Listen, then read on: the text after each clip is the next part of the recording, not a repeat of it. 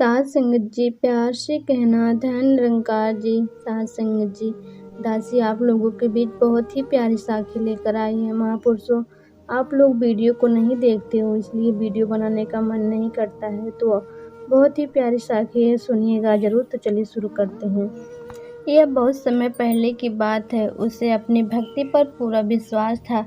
साध संगत जी, उसने कहना यही था कि भगवान हमेशा मदद करते हैं, मगर उनकी जो सच्चे मन से सेवा करते हैं, सबका भला करते हैं। साध संगत जी, उनको भगवान जरूर मदद करते हैं, उसका कहना यही था। मगर उस भक्ति की पत्नी शोभा को ऐसा नहीं लगता था, क्योंकि उसने बहुत कुछ देखा था। वो परेशानियों में बहुत अधिक रही थी, इसलिए उनसे विश्वास नहीं था। व्यक्ति आया और कहने लगा कि हमारी प्रार्थना भगवान एक दिन जरूर सुनेंगे। साध संगत जी, मगर शोभा को ऐसा नहीं लगता था, क्योंकि उसका कहना था कि अगर ऐसा होता तो हमें सब कुछ मिल जाता, मगर ऐसा नहीं है। अपनी पत्नी की बातों को सुनकर वो शोभा को यही कहता था कि ऐसा नहीं सोचना चाहिए। साध संगत जी, हमें भगवान पर पूरा भरोसा विश्वास करना चाहिए, मगर तुम सोचते नहीं हो। मगर अगर हम अपने मन में ऐसा ही सोचते रहेंगे तो कभी भी भगवान से हमें सहायता प्राप्त नहीं होगी। साध संगत जी, उसकी बातें सुनकर पत्नी ने कहा कि तुम पता नहीं किसका इंतजार है। साध संगत जी, अगर भगवान को मदद करनी होती तो वो हमारी अब तक मदद कर चुके होते, मगर ऐसा नहीं है। हमें आज तक अपनी परेशानियों को सहना पड़ रहा है। साध संगत जी, यही कोई कम परेशानी नहीं है। भगवान मुझ पर तो खुश नहीं है, लेकिन तुम तो भगवान के भक्त हो, तुम्हें कृपा क्यों नहीं मिल रही है? साध संगत जी, तुम्हें परेशानियां क्यों उठानी पड़ रही है? तुम तो ये सोचना चाहिए, मगर अपनी पत्नी की बातों पर कोई ध्यान नहीं दिया, वो अपने काम पर चला गया था। साध संगत जी, वह मंदिर के पास ही काम करता था। उसका काम मंदिर की सफाई करना आदि था। साध संगत जी, वो परेशानियों से बहुत दुखी था, मगर कुछ नहीं कर सकता था। साध संगत जी, वो हमेशा सोचता रहता था कि भगवान पता नहीं कैसे दिखते होंगे। वो यही चाहता था कि भगवान उसके साथ में भोजन करें, मगर ऐसा होना संभव नहीं था। लेकिन उसे लगता था कि अगर भगवान उससे खुश हुए तो ऐसा हो सकता है। साध संगत जी, वो मंदिर के बाहर सफाई कर रहा था, तभी एक बूढ़ा आदमी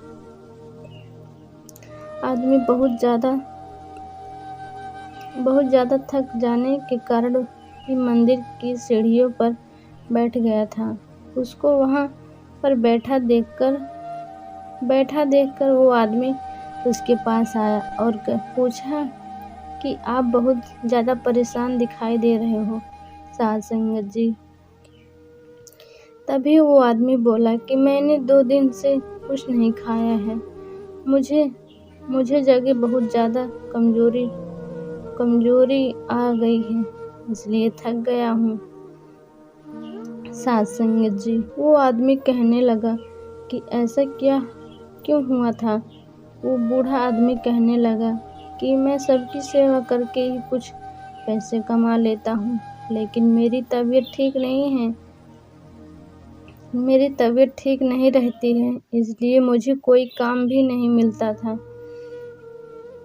साध संगत जी, इसके कारण मैं बहुत दुखी हूँ। आदमी को बहुत बुरा लग रहा था कि मंदिर के पास एक भूखा बैठा है। वो कहने लगा कि आप मेरे साथ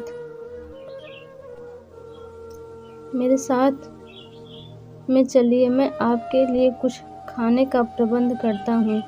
साध संगत जी, वह उसे बूढ़े को अपने साथ लेकर घर ले आया था। घर पहुंचने और अपनी पत्नी को कहा कि खाना तैयार कर लेना, आज हम 2 लोग खाने आए हैं। पत्नी ने कुछ नहीं कहा और खाना तैयार करने लगी। कुछ देर बाद ही खाना बन गया था। सासंग जी, वो आदमी उस बूढ़े आदमी के लिए खाना ले आया था। उसके बाद दोनों ने खाया और वो बूढ़ा आदमी कहने लगा कि आज दुनिया में कोई भी ऐसा नहीं करता है। सभी अपने बारे में सोचते हैं। सासंग जी, मगर आज आपने मुझे खाना खिलाया, तुम बहुत अच्छे आदमी हो। सासंग जी, वो कहने लगा कि ऐसा नहीं है, आप भूखे थे, मैंने खाना खिलाया, इसमें कोई बात नहीं है। सासंग जी, अगर मैं भूखा होता तो क्या आप मुझे खाना नहीं खिलाते? वो बूढ़ा आदमी कहने लगा कि तुम्हारा मन साफ है, इसलिए तुम्हें सब कुछ अच्छा नजर आता है। लेकिन दुनिया ऐसी नहीं है जैसा तुम सोचते हो। सभी लोग अपने बारे में सोचते हैं। सासंग जी, अपने बारे में सोचते हैं और उन्हें लगता है कि वो सही है, मगर वो सही नहीं है, क्योंकि जो कोई भी दूसरे के बारे में सोचता है वो सही सोचता है। अपने बारे में तो सभी सोचते हैं। सासंग जी, लेकिन क्या कोई दूसरे के दर्द के बारे में सोचता है? क्या उसे पता है कि कोई कितना दुखी है? लेकिन कोई नहीं देखता। वो आदमी बोला कि आप आराम कर लो, आप थक चुके हो।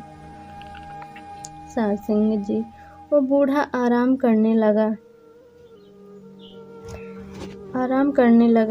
कुछ देर बाद वो आदमी उठा तो उसने देखा कि वो बूढ़ा आदमी कहाँ चला गया है।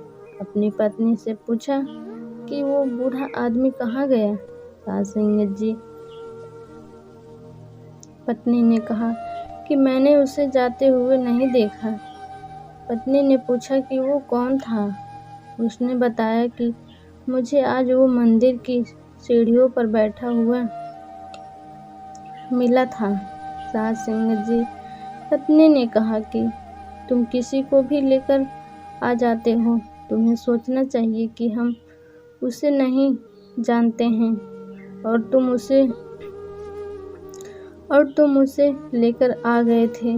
उस आदमी ने देखा कि एक थैला रखा हुआ था। सासंग जी, उसके अंदर बहुत सारे सोने के सिक्के थे।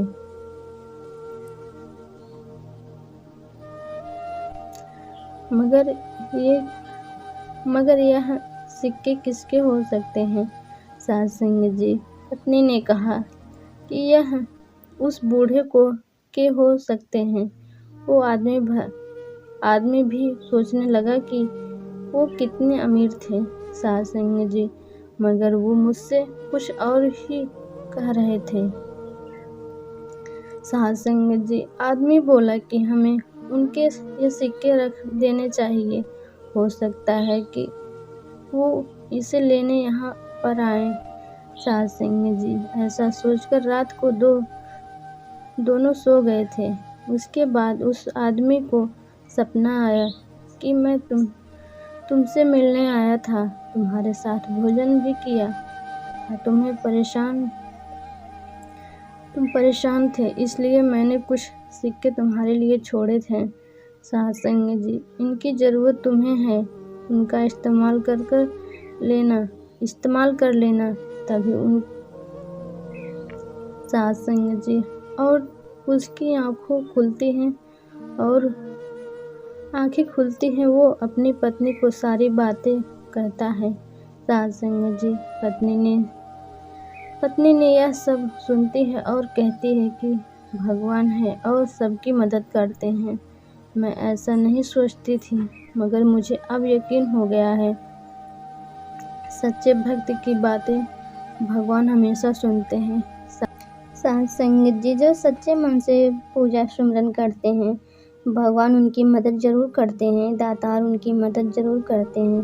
तो साथ संगत जी, आज की ये छोटी सी साखी आप लोगों को कैसी लगी, दासी को कमेंट करके ज़रूर बताना।